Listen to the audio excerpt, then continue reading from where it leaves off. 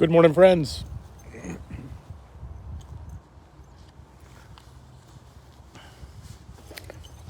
Dropping my stuff here. Good morning.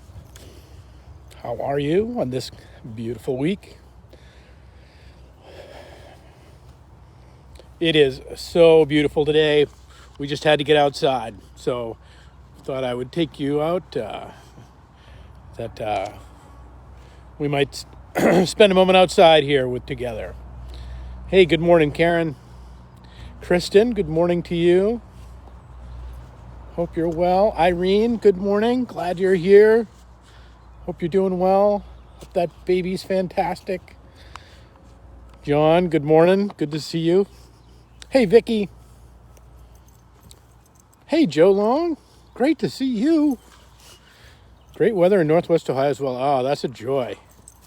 It has been a long haul here. I don't know if you've felt like it, but it's been cold, a lot longer than we expected this year. So yeah, DC weather is gorgeous. Oh, Vicky, I bet you might just be starting to see a few cherry blossoms, actually. Maybe a little bit early, but it's got to be close. Certainly some buds. Hey, Sharon Landry.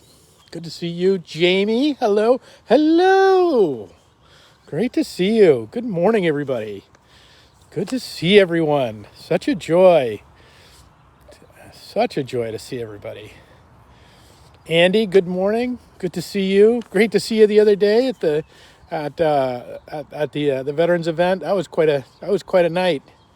So hope you're well.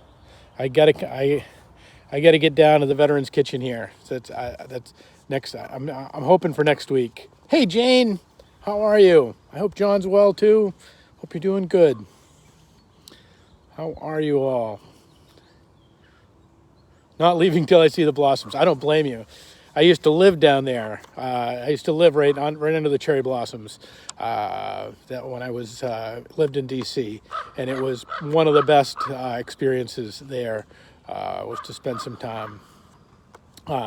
Particularly, and here's my viewing DC cherry blossom advice: is get up before dawn. And I know it's early, but get up before dawn and go down and walk the cherry blossoms, and then let the dawn come up and see through the morning light through the cherry blossoms. One of the most stunningly beautiful things you'll see. So good to see you. Come by. Come by for some corned beef Thursday. Ooh, tempting. So, Cecile, good morning to you. Great to see everybody this morning. Hope everybody is well. So the 15th day of March, the Ides of March, on this 11/11, and I'm glad you're here and you're part of our journey. It is a joy. Hey Jennifer, glad you're here. I wanted to take us outside, not just because it's a beautiful day today, but I wanted to talk about this piece of scripture. This is from James. It's 1:17. The book of, and he says this. He says, "Every good gift is from above, coming down from the Father of lights, with whom there is no variation or shadow to change." I'm standing out here. I'm out standing in my field. But I'm standing out here. Hey, Bob Guinan. And behind me, you see these trees. And just a day ago, I would have been standing in ankle deep snow. Just a few days ago, it had snowed pretty good, and this whole yard was white. And then, but today, there's we have a little bit of green and a little bit of life here and there, and then you look at these branches behind me, which are completely devoid of life, right? Completely and utterly devoid of life. There's nothing back there. But at the 15th of March, right now, if we give it a month, all of those trees back there, all of that, is going to be lush and green and filled with that verdant life. And not just leaves, but all of those colors that happen in springtime. You know what I mean? Like, there's no other time in which there's so many different greens at work. And what I want, and I want to stand in this place with me for a moment, because I want you to consider this, to consider that this notion that every good gift is from above, from our Father of lights, with whom there is no variation and no shadow of change. All of the variation of our life. You change, I change. We get older, we get fatter, maybe you don't. So we get, hopefully we get wiser, we might get sick, we might get well. We're in a constant fluctuation of change as our life. In fact, there's nothing that seems so constant as change. And the natural world, if nothing else, tells us nothing else. It tells us that here I was standing in snow to trees without leaves on them, where in a few weeks they will be filled with life. This constant movement, this constant change in life is contained within the love of God that does not change.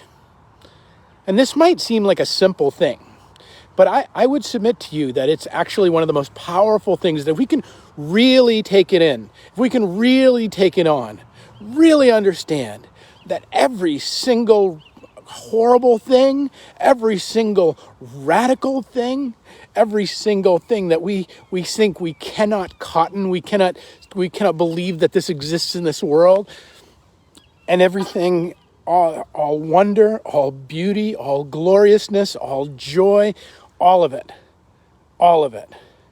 exists within the beauty and the love of this unchanging God. And that when we can, I would hope that maybe you can see that when we understand that, when we can embrace that just for a moment, just for a little bit, what we can begin to do is we can begin to live our lives in such a way that we don't have to be owned by the things that are so horrible, or that we don't have to be possessed by the constant pursuit of everything being okay, or everything of getting one more in, like was just one more trip around the carousel, or one more thing to do.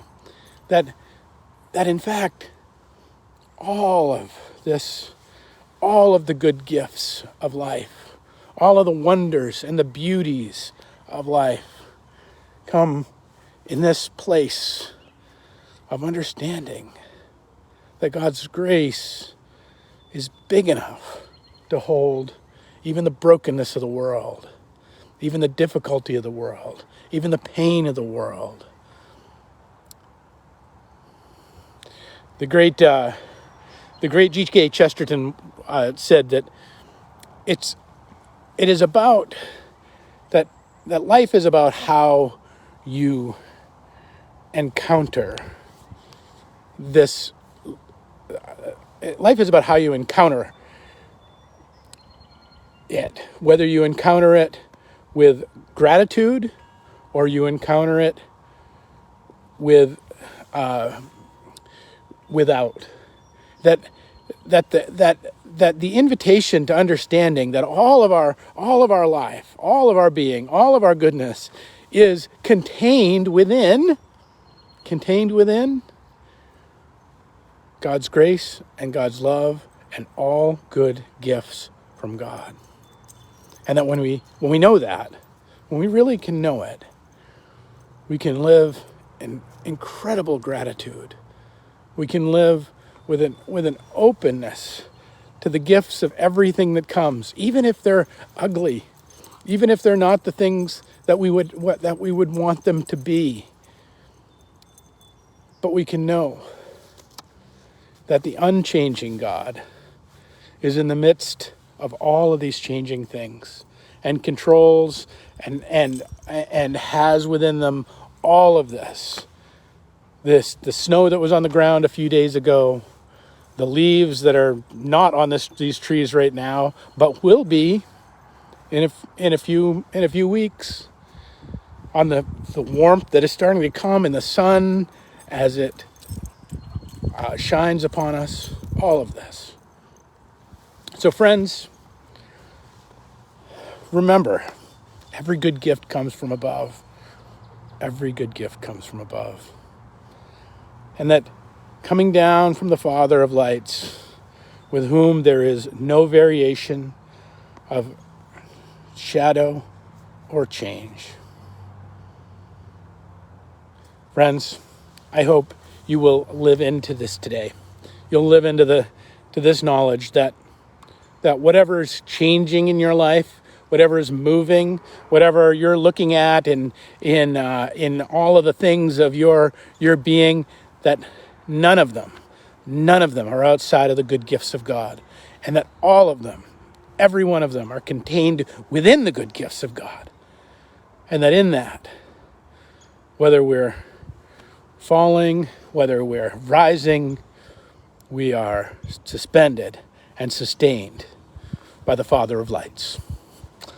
Well, I hope you can get outside and enjoy a bit of this day. It is fantastic out here, and I hope to see you all tomorrow. Just a note, by the way, for all of you who are praying with us, our friend Stephanie, who joins us on occasion, she is going in for surgery tomorrow. So I would ask that you keep her in your prayers, that she might be well and good and whole, and all that's coming in the days ahead for her. So with that, peace and grace, my friends. We'll pick it up tomorrow with another 11:11.